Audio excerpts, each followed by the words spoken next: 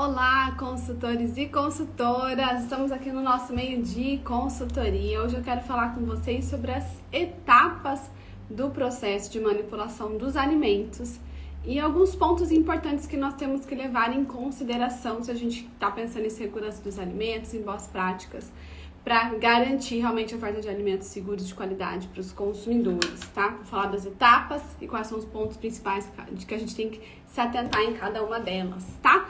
Deixa eu ver quem tá aqui comigo hoje. Evelyn, Carla, Nutri, Gli.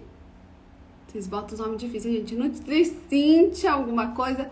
Cledenilson, Ruana, Carlinha, Top Quality Consultoria. Ruana, bom dia. Jamile, Nandinha, Leila, Paula, Carla, Cíntia, Kelly, tudo bem com vocês? Sejam muito bem-vindos ao nosso meio de consultoria. Jana, boa tarde. Gracinha, Jana Lima, tudo bem com vocês, gente? Uma ótima semana para vocês. Estamos voltando aqui com a nossa programação normal, com o nosso meio de consultoria. Inclusive, se vocês quiserem mandar sugestões de assuntos para as nossas aulas aqui, fiquem à vontade. E me conta aqui de onde você é, quero saber de onde você está falando aí, de onde você está me assistindo, tá? Vamos falar então sobre as etapas do processo, tá? Dentro de um serviço de alimentação, restaurante, lanchonete, padaria, né? Independente de qual é o segmento, nós temos etapas que são semelhantes, tá? Nós temos o recebimento, que é a primeira etapa. Antes dela vem as compras, mas por não ser uma etapa que a gente tem contato com o alimento, não é uma que eu considero tanto para manipulação, né? Mas pro dia a dia, pra rotina, sim. Pra gestão, sim, a gente conta com as compras antes, né, do recebimento. Mas pro dia a dia de manipulação, não. Então eu vou começar do recebimento mesmo, tá? Ó, tem uma galera aqui de Vinhedo, a Leila de Salvador, a Cíntia de Maceió. Que mais? Me contem aí de onde vocês são, tá?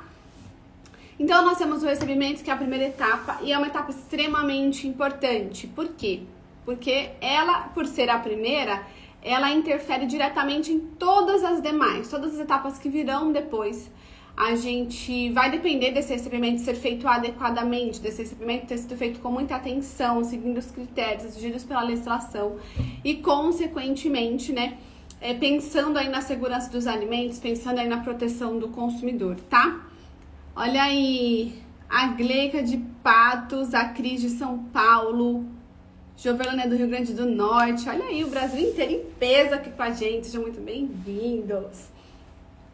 Então, a gente tem aqui o recebimento. O recebimento é uma etapa, gente, que envolve controle de temperatura e análise do que está sendo recebido, tá? A gente tem que analisar realmente o alimento que está chegando. E aí, a gente vai analisar a integridade da embalagem, a gente vai analisar as características do produto, né? Se ele tá com algum cheiro estranho, alguma cor estranha, né? A gente não vai conseguir provar, mas pelo cheiro, né? Se ele tiver estragado, a gente vai conseguir sentir cheiro, principalmente, né, de alimentos perecíveis, né? E características, né?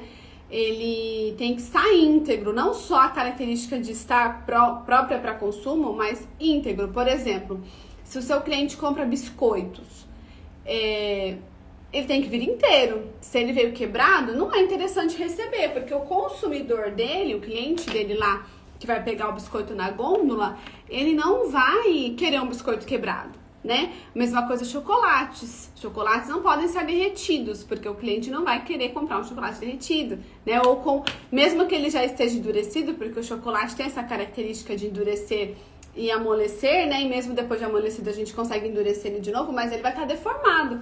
Então, o cliente não vai querer, tá? Então, quando a gente olha a característica do produto, a gente não observa só a característica de consumo. Ele tá quebrado, mas ele não tá estragado. Então, a gente pode receber? Também não, tá? Porque o biscoito, o chocolate, eles não vão estar vencidos. Eles não vão estar com características de um produto impróprio para consumo. Mas ele não vai estar na sua característica ideal, né? E que o cliente prefere para consumo e para compra. Pão também é uma coisa que é muito comum de no recebimento vir amassado, vir deformado. Então, a gente tem que prestar atenção nisso também, tá? Então, a gente falou então das características do produto, da integridade da embalagem, a validade é importante a gente analisar também, né? Quando eu falo integridade da embalagem, só pra gente voltar um pouquinho nesse assunto, a embalagem não pode estar rasgada, vazando, aberta, estufada, enferrujada, trincada. Então, tudo isso tem que ser analisado, tá? A gente também vai analisar a validade, então o produto tem que ter validade para uso. Então, eu não posso comprar um produto, receber um produto que vence semana que vem, né? Porque, mas ele tá dentro da validade no recebimento. Ok, mas eu vou ter tempo de consumir esse produto dentro do estabelecimento ou de vender pro meu cliente? Se não, nessa prazo de validade ou está vencido ou tá muito curtinho, também não é interessante, tá? E também a questão da temperatura, né? Que a gente não pode deixar passar. Temperatura dos alimentos refrigerados, congelados e a questão de peso e quantidade também é importante, tá? Porque a gente pediu na nota, tá lá na nota, 20 quilos de frango, chega a 18 quilos, chega a 16 quilos, tá errado, né? Então é importante cuidar do recebimento para que a gente possa evitar, né, que falhas como essas aconteçam, porque se eu tô recebendo frango que era para estar congelado, descongelado, ou biscoito que era para ter vindo inteiro quebrado, eu vou ter que fazer uma troca, isso atrasa todo o meu processo, tanto de preparação, como de vendas lá na gôndola. Então, o recebimento tem que ser muito bem feito, a troca tem que ser exigida imediatamente, então não recebe, trava esse recebimento, realmente, não recebe esse produto e exige a troca do fornecedor, para que ela seja feita o mais rápido possível e você tenha esse produto disponível o mais rápido possível, tá? Fazer estágio de auditoria de nutrição é uma boa opção para aprendizagem? Mas é uma boa opção sim, tá? Lembrando que a auditoria ela é mais uma avaliação do que um processo de consultoria em si, tá? Ela não vai ter as etapas de adequação, mas para aprendizado é super importante sim, porque a gente trabalha com auditoria também no nosso dia a dia, tá? Existem vários serviços que é interessante a gente sugerir a auditoria para o cliente antes. Então, é bom para aprendizagem sim, tá? Então, falamos de recebimento, né? Entendendo que nós temos que fazer uma análise do que está sendo recebido antes de liberar a entrada para o estoque, que é o nosso segundo ponto, a nossa segunda etapa. Armazenamento, gente, nós temos os dos alimentos perecíveis e os alimentos não perecíveis. Alimentos não perecíveis são os alimentos que têm uma atividade de água baixa, né? E, consequentemente, não estragam com muita facilidade, tem uma validade mais estendida e, por isso, a gente chama de estoque seco. O estoque seco é um estoque que precisa de atenção também, né? Porque tem que ser um ambiente arejado, um ambiente que não esteja úmido, não tenha a presença de pragas, tem que ser um ambiente limpo, né? Precisa ter prateleiras, precisa ter pallets, porque tudo isso ajuda na conservação desse alimento de forma adequada, né? E todos os cuidados nos empilhamentos, na organização nas prateleiras, para que nada comprometa de fato a qualidade desse produto.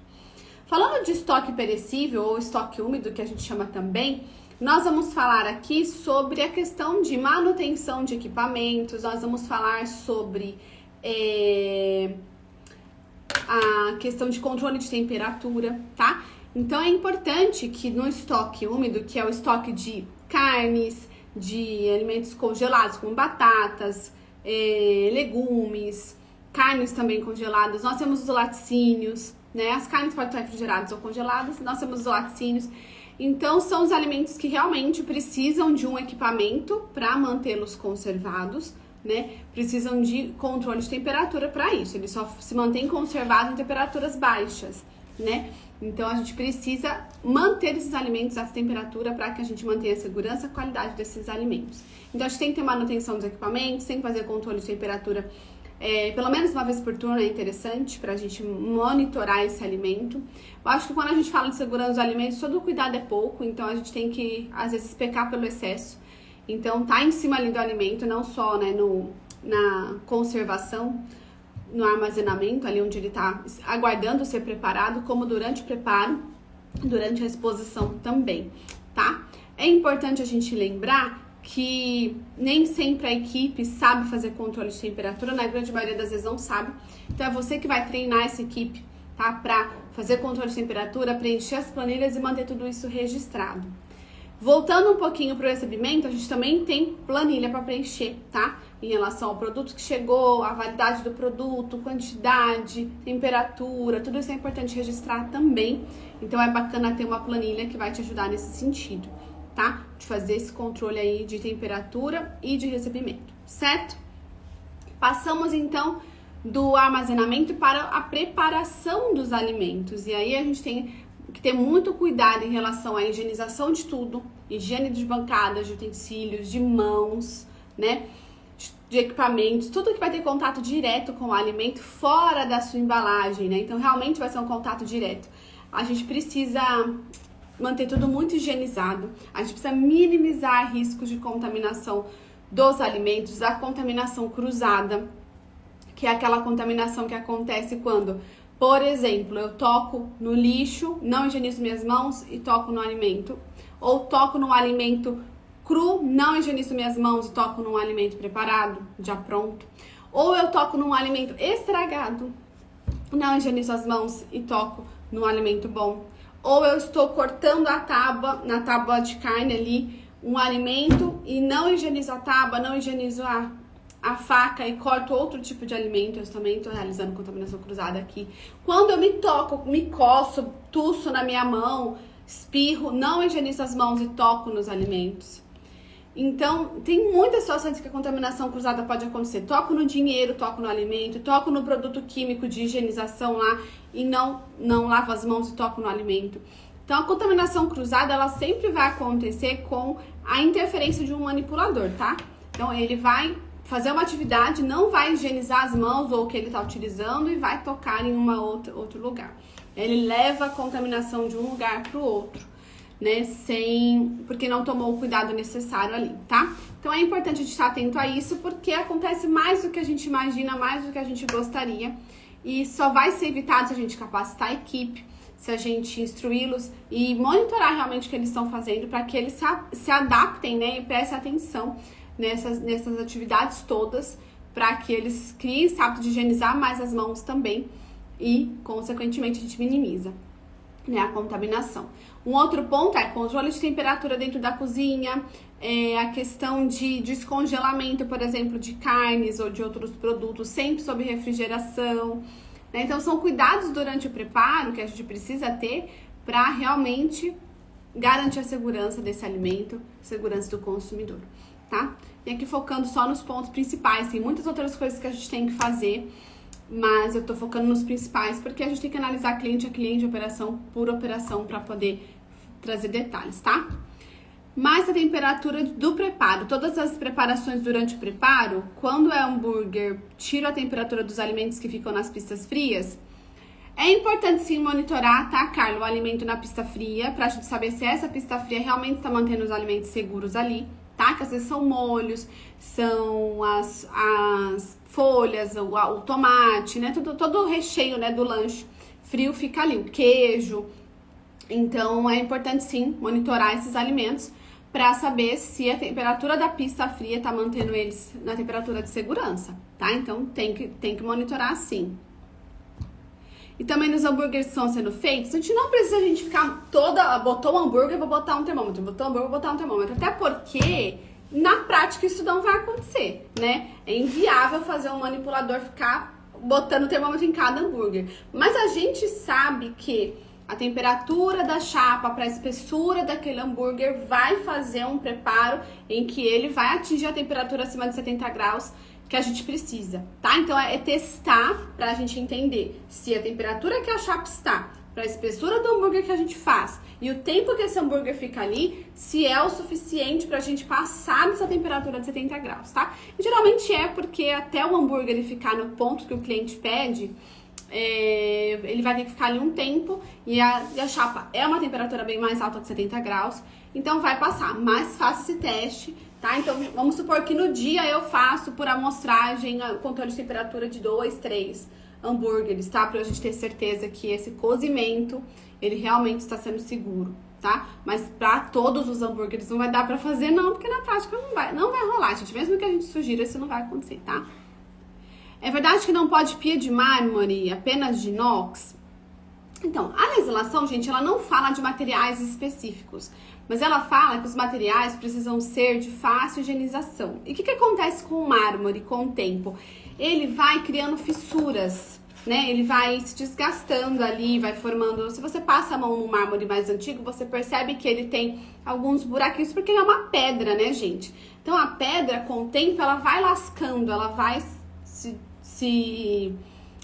como se quebrando, né? Ainda mais se a gente bate coisas ali, faca e tudo mais, coisas pontiagudas. No uso do dia a dia, ele vai, né, criando essas trincas, essas fissuras, esses buraquinhos. E isso vai acumulando sujidade. Então, por isso que não é uma pedra interessante, não é o ideal para uma cozinha, tá? Por conta disso. Porque quando a gente compra ela novinha, ela tá perfeita, mas com o tempo de uso, ela vai criando esses tipos de trincas, tá?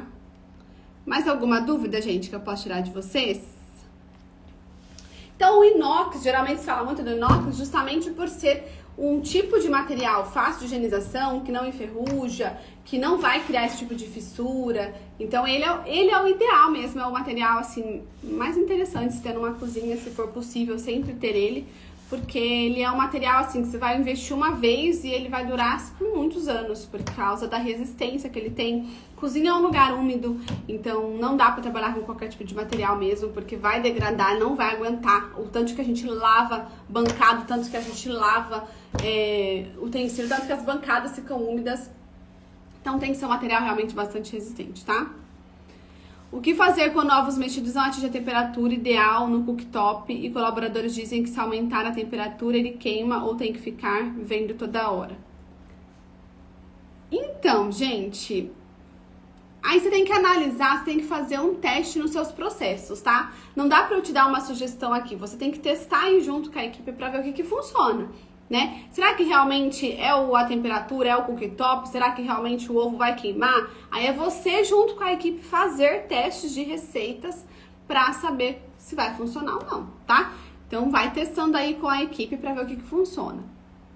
E na preparação de molhos, esse sim coletar a temperatura de cada preparo, né?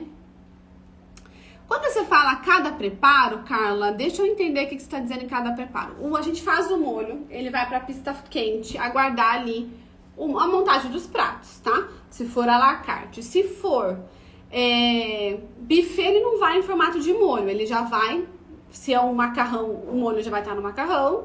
Se é uma carne que tem molho, ela já vai junto com a carne, né? Então, deixa eu entender quando você fala cada preparo, porque assim, gente, o ideal, gente, é assim, eu tô preparando ali, eu ir com o termômetro e ver se passou dos 70 graus, isso seria o ideal. Na prática, isso funciona, tá? Na prática, o que vai fazer?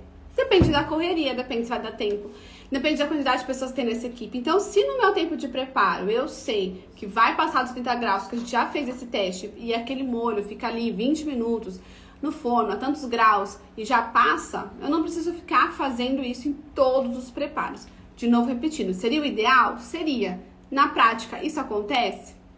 Talvez quando a consultora está assim, quando a consultora não está, talvez não. Então, assim, e na correria, talvez nem quando a consultora está não vai acontecer. Então, é uma questão de você entender. Se vocês tiverem padronização de processos, em que aquele molho vai ser sempre feito da mesma maneira, a gente consegue, com essa avaliação dessa receita, a gente entender que, ó, esse molho ele fica 20 minutos a tantos graus. Então, eu já sei que vai passar dos 70 graus, entende? Então, não preciso ficar lá cutucando o molho, medindo toda hora, tá? E os salgados, quando retirados da estufa, já está frio, como funciona? Estufa é sempre uma pergunta que vocês me trazem aqui. Gente, o ideal é que a estufa mantenha o salgado acima dos 60 graus. Ele não pode estar frio dentro da estufa, senão não é uma estufa, né? Não é uma estufa, é só uma vitrine. Então, o ideal é que a estufa mantenha o salgado acima dos 60 graus. Ah, mas ele resseca. Ah, mas... Gente, é só colocar poucos salgados e ir repondo conforme eles forem saindo. Não precisa abarrotar essa estufa de salgado. O que acontece é que às vezes a gente quer colocar um monte e não vai sair tudo de uma vez. Você vai saindo aos poucos conforme os clientes forem pedindo.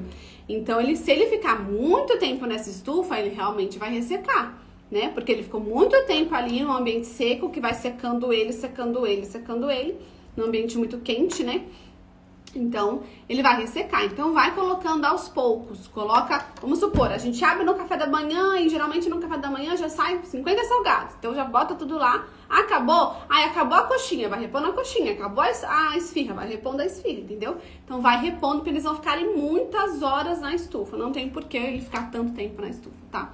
E às vezes prepara muito, fica um dia inteiro, não sai, se perde muita coisa. Quando a gente vai repondo aos poucos, a gente reduz perda também, tá?